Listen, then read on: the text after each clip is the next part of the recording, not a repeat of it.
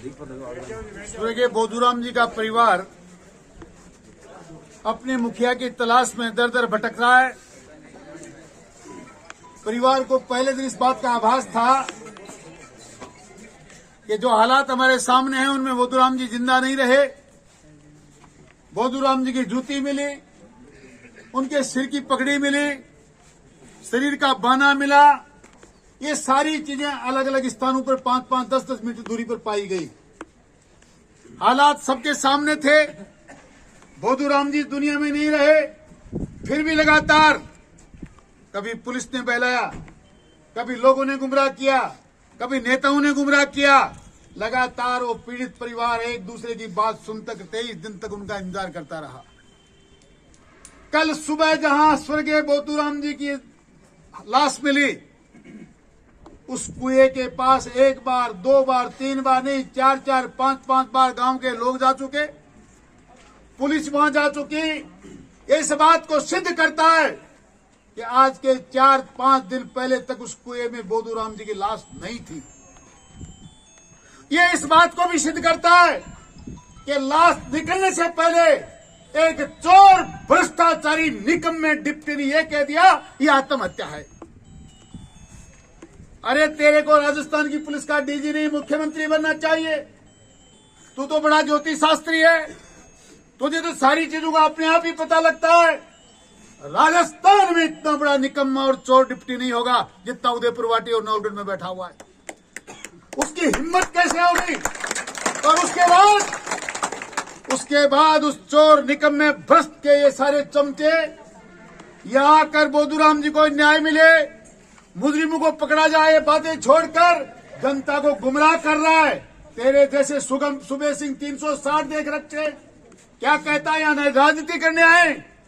मेरे परिवार का बेटा था, मेरा भाई था, हम दोनों ने एक साथ खेती किए, काम किया, मजदूरी किए, जिए, मरे, और तू हमसे कहता हम राजनीति करने आए। अगर हम राजनीति नहीं करना है, तुम्हारे जैसे चोरों को बताने आए। समय नजदीक आ रहा है, अब भी समझ जाओ, वरना वो दिन दूर नहीं। ऐसे कई तारे पहले टूटे हैं और टूट जाएंगे। सुबह सिंह, अपने आप में थोड़ा होश में आके बात करो। जनता न्याय मांगने आई है, लोगों को गुमराह करने की कोशिश कर रहे हो ताकि लोग चले जाएं। ये अंग्रेजों का काम बहुत सालों से कर लिया तुमने, और उन्हीं से तुमने फ्रिंगियों से सब सीखा है। हमारी मांग सबसे पहले यह है कि हमको न्याय तो मिले ही मिले। ऐसे चोरों को, ऐसे डिप्टियों को जब तक कुर्सी पे रखेगी सरकार, हमको न्याय नहीं मिल सकता। इन चोरों को पहले हटाया जाए, हमारा केस निष्पक्ष जांच करने वाले लोगों के हाथ में दिया जाए। सीबीआई इसी काम के लिए बैठी है। आप क्या चाहते हो? अरबों खरबों का डाका डालने वाले लोग, या तुम्हारे जैसे चोर हत्यारों को दबाने का काम, हत्याओं को दबाने का काम करते हैं, जो किसानों की हत्याएं कराते हैं? क्या सीबीआई तुम्हारे बच्चों के लिए, तुम्हारे परिवारों के लिए है? किसान को न्याय मिले इस बात के लिए सीबीआई जांच होनी चाहिए। किसान को न्याय मिले इसलिए एसपी तेरे को भी बदलना चाहिए। जब तक अगर तू कहीं थोड़ी सी भी तुम में इंसानियत है तो तुम्हारे डिप्टी को बदल कर ये मुकदमा किसी और को दो। मैं दावे के साथ कहता हूं, हत्यारे भी पकड़े जाएंगे और हमको न्याय भी मिलेगा।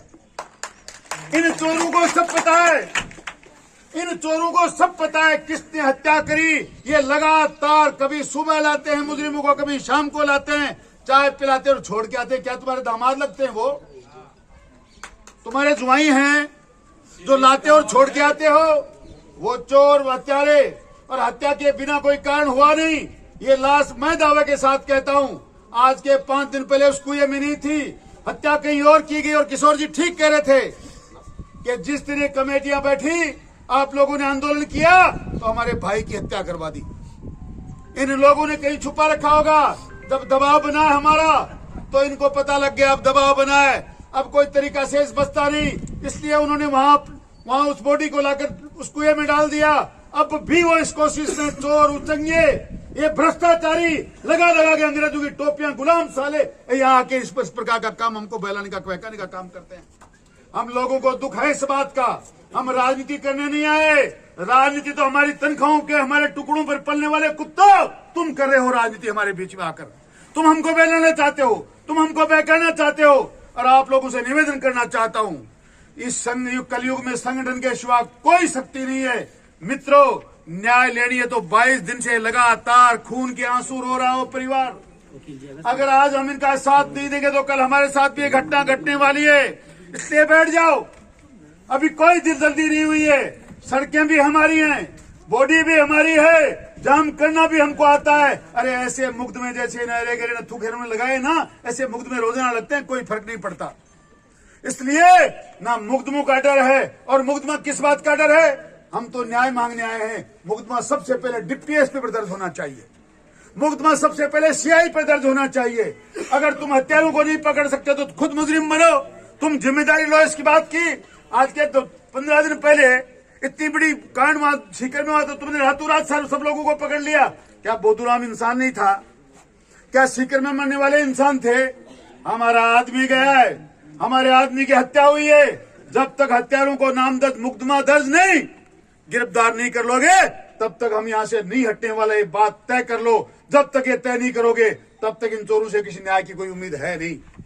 इसलिए बुजुर्गों, नौजवान दोस्तों, माता और बहनों, विराज जाओ, कोई बात नहीं। ये जगह भी हमारी, वो सड़क भी हमारी, और न्याय लेना भी हमारा अधिकार है। इनको कान खोल कर सुन लेना चाहिए और कह देना चाहिए, जब तक ये न्याय नहीं मिलती ये जनता यहां से हटने वाली नहीं। आप संख्या को गिनने की कोशिश मत करना, ये संख्या जितनी है। अगर जनरल डायर बनना चाहते हो, हम पे गोलियां चलाना चाहते हो तो आ जाओ। मरने के लिए ही नहीं, हम मारने के लिए भी तैयार हैं। इसलिए आपसे निवेदन करना चाहता हूं, कोई जोश के अंदर होश खोने की जरूरत नहीं, कोई जल्दीबाजी करने की जरूरत नहीं। न्याय लेना पड़ेगा, बोधूराम के हत्यारों को गिरफ्तार करवाना पड़ेगा, और इस बात के लिए हमें जहां भी बैठना पड़ेगा हम बैठने के लिए तैयार हैं। इसी आशा और विश्वास के साथ कि आप लोग डटे रहेंगे। मैं इस पर ऐसा मेरा विचार है, मैं सोचता हूं और आपको कह देना चाहता हूं कि आप जैसा कहीं भी जहां जो भी मौका मिलेगा, जहां जरूरत होगी वहां मरना भी पड़े तो कोई बड़ी बात नहीं। बोधूराम चला जाता है तो किसी शुभ कर्ण के जाने से कोई पृथ्वी नहीं हिलने वाली। हम भी मरने के लिए तैयार हैं, लेकिन न्याय लेकर रहेंगे। आपका बहुत बहुत धन्यवाद। जय हिंद, राम राम साहब।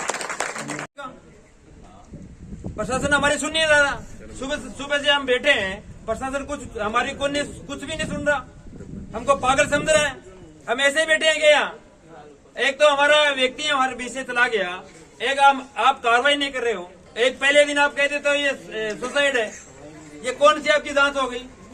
और जब मैं पुलिस प्रशासन के पास आया था 3-4 रोज पहले, उन्होंने कहा था कि ये देखो ये कॉल डिटेल हमने निकाली। उनसे बात हुई, कोई तो कॉल डिटेल नहीं निकालने, न किसी को पकड़ा गया, न किसी से पूछा गया, और न ही किसी को रिमांड में लिया गया अभी तक। अगर रिमांड में लेती पुलिस तो आज तक हमारा बोधूराम सैनी हमारे बीच में रहता। एक तरफ पुलिस कहती है सुसाइड, आप ये देख लीजिए, अगर सुसाइड करने वाला व्यक्ति सुसाइड करने के बाद 3 दिन बाद वापस अपने कपड़े रास्ते में डालने के लिए आता है क्या? ये सोचनीय विषय है। अब हम कतई डरने वाले नहीं है। अब रही बात मुकदमों की, वो भी मत उठाओ, उसके हटाने के लिए नहीं बोले आप नहीं और लगाओ, कितने लगा सकते हो लगाओ आप। आज समाज में ऐसे लोगों पर एक घटना घटित होती है, निंदनीय घटना घटित होती है। आज मुकदमे जो दोषी पक्ष है, निर्दोष पक्ष है, जो जिसके परिवार पे घटना घटित होती है, उसी पर आप मुकदमा लगा रहे हो। एक कहीं का कानून है, ऐसे कानून की हम भर्त्सना करते हैं। और जो भी पुलिस अधिकारी इस मामले में लिप्त है और जितने भी ये दोषी लोग हैं, उन्हें कड़ी से कड़ी सजा मिलनी चाहिए और सीबीआई से इस मामले की जांच होनी चाहिए, तब यहाँ से हटेंगे, अन्यथा हम नहीं हटने वाले। अमर रहे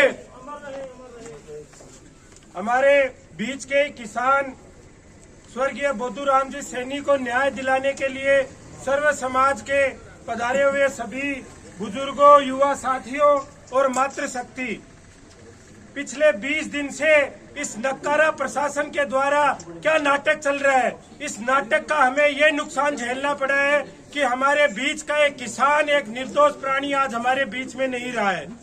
पिछली 27 तारीख को हमने पुलिस प्रशासन के सामने, यहाँ पुलिस के सामने धरना दिया था। उसका हमें क्या मिला? निर्दोष लोगों के ऊपर, एक किसान परिवार के ऊपर, उनके ऊपर मुकदमे दर्ज कर दिए गए।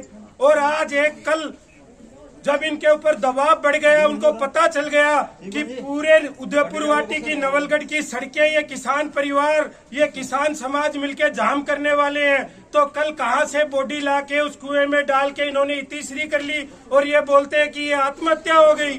तो मैं इस पुलिस प्रशासन को चेताना चाहता हूं कि ये किसान समाज, ये सर्व समाज सारी बातें समझ रहा है।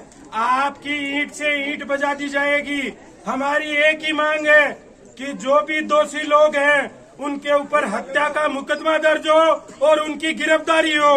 जब तक उनकी गिरफ्तारी नहीं होगी हत्यारों की, तब तक यह जनता यहीं बैठी रहेगी।